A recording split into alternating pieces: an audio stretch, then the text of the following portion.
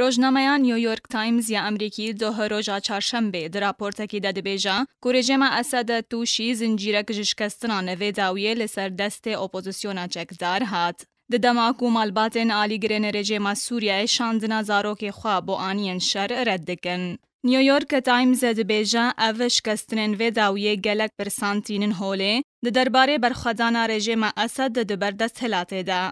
روزنامه لسرزاره برپرسکی امریکی نخواستناوی به اشکره کرن دبیجا بجاردین اسد نباشن و خرابتر دبن لیتویوه که هین روش نگهشتیان آستا کلاندنه. لگور ویجه داره کو لاوازبونا ارتشا سوریه رژیم مجبور دکا کو بالپشتی به ملیشیات سوری و بیانی بکا تشتاکو دبا صدما هرسبونا هن فرماندرین ارتشا سوریه. روزنامه سربار کر کو دوی مهیدا رژیم اسد راستی گلک شکستنان هات و جوان گلک جهن استراتیجیک وکشیا وک ادلب پایتخت هرمی یا باکور و درگه سینوری یتکانه به اردن را لباشور.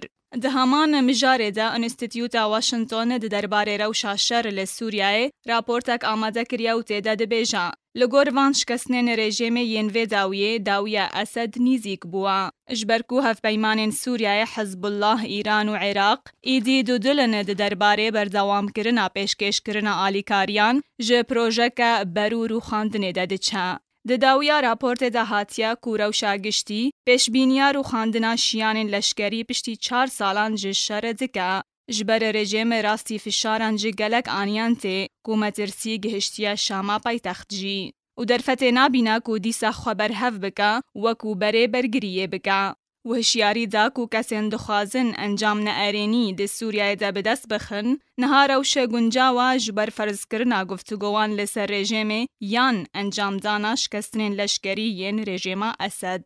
بری 4 سالان ارتشا سوریه جد 150,000 لشکری پیک دهات. لینهاو پشتیوان شکستنان تنه 125,000 لشکر مانا جبلی 125,000 لشکر جمیلیشیاتن آلیگرن رژیم دناوان ده عراقی ایرانی افغانی جی هنا.